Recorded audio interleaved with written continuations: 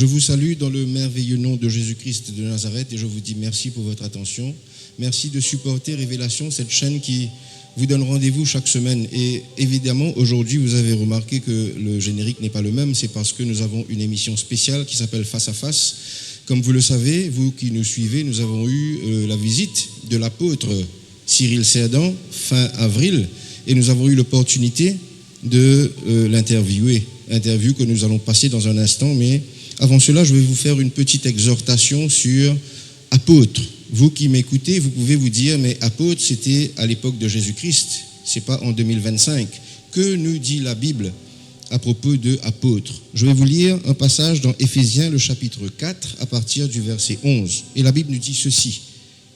Et il a donné les uns comme apôtres, les autres comme prophètes, les autres comme évangélistes, les autres comme pasteurs et docteurs. Que nous dit la Bible? La Bible nous montre que nous avons reçu la branche ministérielle que Christ nous a donnée. Et il y a 5 branches, une de ces branches étant les apôtres. Et pourquoi est-ce qu'il nous a donné ces branches? La première chose, dans le verset 12, la Bible nous dit, c'est pour le perfectionnement des saints. C'est qui les saints? C'est vous, c'est moi, nous qui avons cru dans le Seigneur Jésus. Pour le perfectionnement des saints en vue de l'œuvre du ministère et de l'édification du corps de Christ. Vous et moi, nous devons grandir en Christ. Nous ne sommes plus des enfants en Christ, nous sommes des adultes en Christ. Donc, pour grandir, nous avons besoin de notre pasteur au quotidien, mais nous avons besoin aussi des apôtres qui viennent nous rendre visite de temps en temps. Un apôtre, il fait quoi? Un apôtre est là pour établir une église, pour établir une cellule, pour établir l'œuvre de Christ. Nous avons eu la grâce de le recevoir pendant 3 jours à l'église LVD de Bell Village.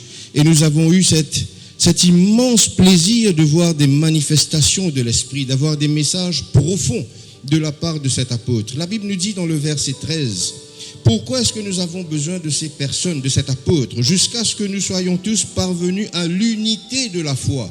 L'unité de la foi et de la connaissance du Fils de Dieu.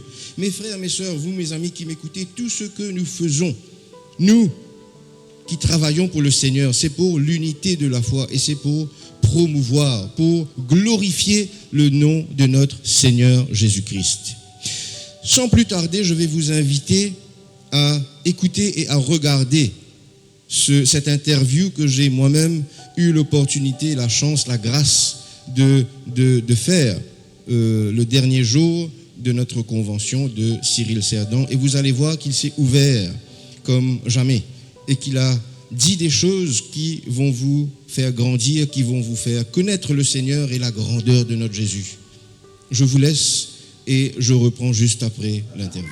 Je vous salue dans le nom de Jésus. Aujourd'hui, nous avons l'honneur d'accueillir un invité exceptionnel qui nous vient de France. Avant de vous le montrer à l'écran, je vais en 2 mots vous faire sa petite biographie. C'est quelqu'un de très bien habillé, très relax, avec une paire de claquettes glacées, très bien peigné et avec une barbe sculptée, ancien athlète de très haut niveau. Nous avons le plaisir, l'honneur d'accueillir l'apôtre, l'homme de Dieu, Cyril Cerdan. Shalom, shalom à tous. Cyril Cerdan, ça va? Oui, ça va. Et toi? Alors, c'est un plaisir de te recevoir dans notre émission. Cette émission sera diffusée sur Facebook, sur YouTube. Et j'ai quelques questions parce que je sais que tu as un emploi du temps très chargé. Donc, on va commencer par un petit peu ce que tu as fait dans ta jeunesse, tes parents. J'ai vu un peu tes témoignages et ce que j'ai entendu, ce que j'ai vu, c'est quand tu parles de ta mère, par exemple, j'entends le mot centre de désintox. Quand je t'entends parler de ton père, j'entends assez violent. Qu'est-ce que ça t'a apporté avant qu'on rentre dans le côté sportif de la chose? Comment est-ce que ça a forgé ton caractère? Alors on a dû apprendre un petit peu à se débrouiller seul, hein, et puis il a fallu que j'élève mon petit frère avec qui j'avais 14 ans et demi d'écart. Exact. La violence m'a quand même endurci, puisque avec les coups, on s'endurcit, on a envie d'être violent et on comprend cette communication-là. Donc comment on est élevé comme ça, on peut rendre que ce qu'on a reçu. Et donc on devait être le plus fort, on devait être les plus durs. Et puis s'il y avait quelqu'un qui me cherchait un peu, j'étais pas dans le dialogue, j'étais dans la bagarre tout de suite. Voilà. Et quelque chose qui m'a touché aussi, c'est quand tu dis que ton père, la relation que tu avais avec ton père, par exemple, elle était presque... Il n'y avait rien de fusionnel finalement. Il fallait que tu ramènes quelque chose pour qu'il te donne cet amour, au fait. Oui, alors c'était ça, c'est que depuis petit, j'ai été dans le tennis, le Exact. sport. Ma famille sont la famille du boxeur Marcel Cerdan, champion du monde, à fait. donc on a été éduqués dans le sport. Et j'ai été pas mal au tennis, j'ai été dans les 25 premiers français. Tout à fait. Et quand je perdais des tournois, des matchs, voilà, Ça n'allait pas. mon père me boxait, je finissais en sang des fois parce qu'il fallait que je performe, parce qu'il fallait que son poulain arrive à sortir la famille et faire honneur, voilà, au nom Cerdan, quoi. Tout à fait. Et quand j'ai parcouru un peu ta biographie, j'ai vu quelque chose qui m'a aussi touché. Au fait, il y a 3 choses que je voudrais mentionner aujourd'hui. Le chiffre 3, comme vous le savez, pour la Bible, c'est la totalité, hein, le passé, le présent, le futur. Le chiffre 3, c'est aussi les 3, le Père, le Fils et le Saint-Esprit. Donc, il y a 3 choses que je voudrais voir avec toi. Il y a un verset de la Bible qui me touche profondément, c'est Galates, le chapitre 1er, le verset 15, où l'apôtre Paul, seul devenu l'apôtre Paul, dit que Dieu l'avait déjà choisi dès le sein de sa mère. Et quand je vois ton parcours, par exemple, que tu parles tu es tombé d'un étage et que tu t'es endormi, que tu n'as rien eu en retombant, tu t'es coupé les veines, que le sang giclait de partout et que ça a cicatrisé en quoi? En un jour, le lendemain. Ouais. Et le 3e, je te laisse le dire, hein, c'est la prison. Alors la prison, j'ai fait de la cellule parce que j'ai fait une course-poursuite avec la police et puis je dealais un peu de drogue. Exact. Et dans la grâce de Dieu, avant même que je le connaisse, Dieu avait déjà fait une grâce, c'est que ils m'ont pas retenu la drogue parce que j'avais un cousin qui travaillait là-bas. Ils ont fait passer seulement l'alcool, mais l'alcool, j'étais dans un taux déjà délictuel. Voilà. 2 grammes passés. Ouais, j'étais à 2 grammes et quelques. Et puis, donc ça m'a fait retirer le permis et j'ai été en cellule. Et là-bas, j'ai essayé de me pendre encore. Il m'avait enlevé la ceinture, il m'avait enlevé les cordes du sweat. Et puis, j'avais fait un nœud coulant avec les manches du sweat, pensant arriver à en finir. Et finalement, C'est lâché. voilà, au Il s'est dernier lâché. moment où j'allais mourir, Dieu était encore là. Donc, tu représentes vraiment le verset, toi. Finalement, quand on y pense, ben, dès le sein de ta mère, il t'avait déjà choisi. Le verset, il est pour toi aussi, hein. Et dès le sein de ma mère, le diable a essayé de m'avoir. Il a Parce que essayé je de suis t'avoir né avec le cordon ombilical enroulé 2 fois autour du cou. Je suis sorti bleu. Ah ouais. Mon père n'a pas pu couper le cordon et ma première respiration, c'était l'étouffement du liquide amniotique de ma mère. Et on a dû forcer pour que je puisse continuer à vivre. Voilà. Deuxième chose qui nous rejoint, je voudrais dire, c'est, on a une émission dont je t'ai parlé d'ailleurs, hein, elle s'appelle Révélation. C'est notre réalisateur Mathieu qui l'a pensé, l'émission. Et à la fin de chaque émission, je confesse le verset que tu aimes et que tu vas nous dire d'où le verset vient de ta vie. Jean 14, 6. Je suis le chemin, la vérité et la vie, nul ne vient au Père que par moi. Et c'est quand même dans une beuverie que tu as attrapé le livre et où tu as vu ce verset-là. Alors j'ai un ami qui était ivre et qui, alors que je demandais des signes à Dieu, me sort un livre de sa bibliothèque, voilà. Et puis c'est un livre illustré pour les enfants. Et puis effectivement, il y avait ce verset. Moi, je connaissais pas la parole de Dieu, mais c'était un verset qui m'a marqué, qui m'a impacté, voilà. Où ça résonnait en moi. Je suis le chemin, la vérité et la vie. Nul ne vient au Père que par moi. Et puis derrière, il y a un autre verset qui était le fondateur de mon service. C'était Osée 4, verset 6. C'est faute de connaissance, de révélation, mon peuple périt. Amen. Et donc, la connaissance de Christ, finalement, ben, c'est ça qui m'a affranchi, qui a changé ma vie. Et j'ai commencé à chercher qui était ce Jésus, ce chemin, à marcher dans ce chemin. Et puis ma vie a commencé à être transformée. Et l'anecdote qui m'a fait éclater de rire, hein, c'est quand tu vas dans un magasin et que le vendeur te dit je veux bien te donner ce que tu recherches, mais Mais d'abord, tu vas répondre à cette question. Moi, j'avais posé dans le secret de ma chambre, j'avais dit, si tu es dans l'islam, je vais dans l'islam. Si tu es dans le bouddhisme, si tu es dans le judaïsme, si tu es chez les chrétiens, dis-moi quel est le chemin, un signe plus grand que tout ce que j'ai eu.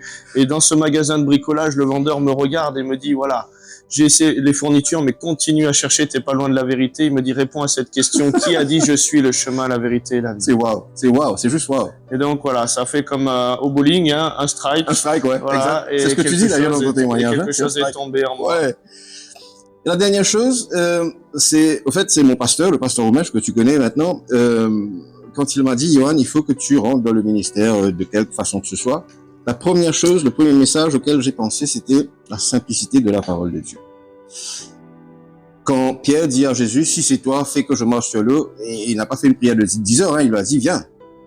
Quand Pierre et Jean étaient aux portes du temple et que le paralysé était là, ils n'ont pas fait une prière de 5 heures non plus, ils ont dit, lève-toi et marche, 4 mots.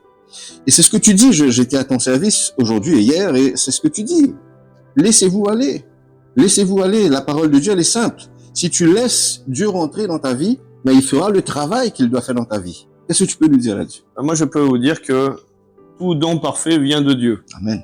Donc, ça veut dire que c'est une grâce, c'est un don. Toute chose que tu dois recevoir de Dieu s'accueille. Et aujourd'hui, si quelqu'un frappe à la porte, comme Jésus dit dans l'Apocalypse, je me tiens à la porte et je frappe si quelqu'un entend ma voix et ouvre. Ta part à toi, c'est d'accueillir. Ta part à toi, c'est de te laisser laver les pieds. Ta part à toi, c'est de te rendre vulnérable et de dire amen aux choses.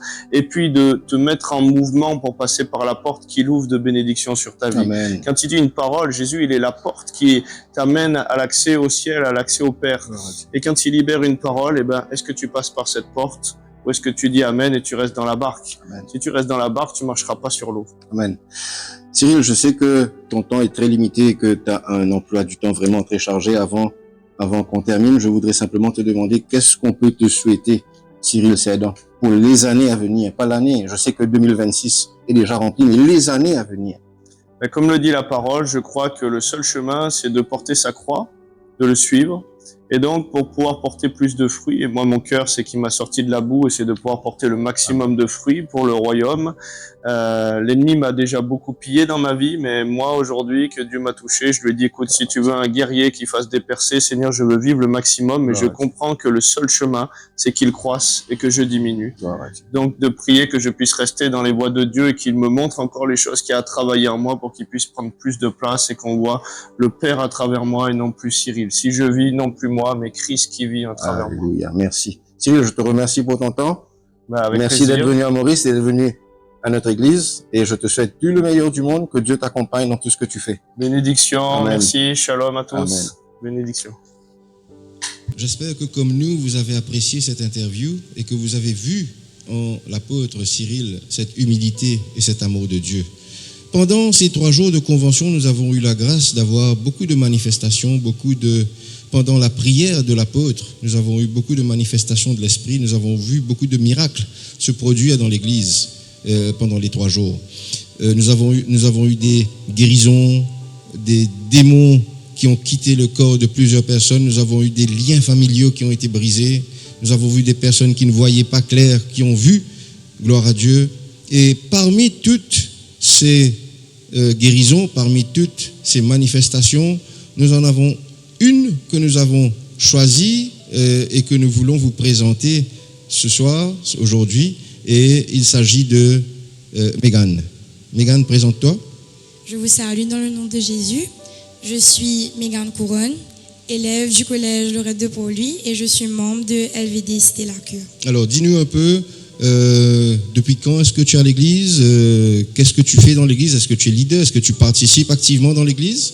Je dirais que ça va faire environ 1 an et demi que je suis à LVD Cité La Cure et je suis dans le groupe des jeunes et je participe activement de la chorale.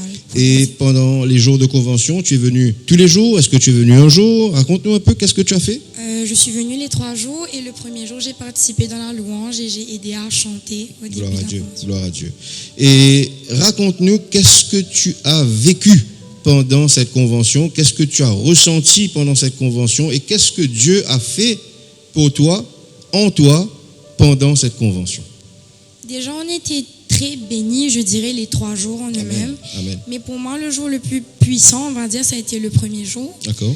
Quand j'ai vraiment fait, on va dire, une expérience avec le Seigneur, c'était quand l'apôtre nous a appelés à venir devant pour une prière. Et je vais être honnête, j'étais un peu stressée de partir devant. C'était pas, je ne dirais pas par peur, mais il y avait quelque chose qui me Il y a bloquait. une hésitation. Une hésitation, il y avait quelque chose qui me bloquait, définitivement. Et là, je me suis approchée. Et dès qu'il a commencé à parler, à prier, je dirais, j'ai commencé à pleurer. C'était quelque chose qui m'a touchée. J'ai commencé à pleurer. Et là, quand il a commencé, le moment qui m'a touchée, c'est quand il a dit « Jésus t'aime ». Amen. Et ça m'a fait vraiment un bouleversement. Un mot que je trouve j'avais besoin d'entendre ça. Ok. Et il m'a dit ça et j'ai arrêté de pleurer. C'était comme un poids qui a été enlevé. Toutes les choses qui me fatiguaient, tous les stress que j'avais, toutes les larmes, ça a été enlevé. Pour ce simple mot qui m'a rassuré, qui m'a dit « Jésus t'aime ». Et qu'est-ce qui s'est passé? Quelle est cette chose qui s'est passée que tu voudrais nous dire ce soir, aujourd'hui? Alors, quand j'étais devant, l'apôtre a commencé à prier. Et quand il a commencé à prier, les autres se sont approchés vers moi. Et là, il nous a dit, regardez sur le visage de cette demoiselle, il y avait des poussières d'or sur mon visage. Poussière d'or. Des poussières d'or, surtout sur mes joues, peut-être après les larmes qui sont venues. Et quand l'apôtre parlait de ces choses-là, quand il parlait des poussières d'or ou les miracles qui pouvaient se faire à travers la prière, c'est des choses on ne va pas nécessairement croire dans le moment. Mais quand ça t'arrive à toi et quand tu es vraiment Amen. dans cette présence et que tu vis ce moment, c'est vraiment autre chose. Amen. C'est vraiment, tu es dans le moment, toi, avec le Seigneur, et il n'y a rien d'autre qui compte. Amen. Vraiment pour le moment. Amen. Et est-ce que ça a fait quelque chose en toi? Est-ce que ça a changé quelque chose en toi? Vraiment, vraiment. Je suis sortie de cette salle-là, pas même le premier jour, mais tous les 3 jours, remplie de toutes les paroles. Et comme j'ai dit, un poids vraiment tiré de mes épaules. Je suis sortie vraiment une nouvelle personne. Je suis pas sortie vide. Gloire à Dieu. Mégane, je te remercie. Et à vous qui nous écoutez, si vous écoutez et si vous regardez les témoignages de l'apôtre Cyril, vous verrez que toutes ces manifestations dont vous avez aujourd'hui entendu parler, l'apôtre vit ces manifestations autour du monde, à Madagascar, à La Réunion, en Amérique du Sud, en Europe. Il vit ces manifestations, ce que nous avons vécu à Maurice, ce que nous avons vu à Maurice. Je vous donne un exemple. Une personne dans l'église de Madagascar vient vers l'apôtre et lui dit « Regardez ma main ». Et l'apôtre lui dit « Oui, je vois votre main. Qu'y a-t-il avec votre main ?» Et la dame lui dit « J'ai 5 doigts ». Et l'apôtre lui dit « Vous êtes totalement normal si vous avez 5 doigts ». Et la femme lui répond ceci: « Au début de votre convention, j'en avais 4. À la fin de votre convention, j'en ai 5. » Donc, qu'est-ce qui se passe? Ce qui se passe, c'est que ces manifestations sont visibles. Ces manifestations arrivent, ces manifestations sont réelles. Mes frères, mes sœurs, mes amis, vous qui m'écoutez, Dieu est le même hier, aujourd'hui et éternellement. Dieu est le Dieu de miracles. Dieu est le Dieu de l'impossible. À vous qui ne croyez pas ou à vous qui devez voir pour croire, nous avons vu et nous vous témoignons cette parole aujourd'hui. Nous avons vu beaucoup plus de choses arriver que nous n'avons pas le temps de vous raconter parce que ce serait trop long malheureusement. Mais ce que nous pouvons vous dire, c'est que ce Jésus sauve, ce Jésus guérit et que ce Jésus fait des miracles aujourd'hui.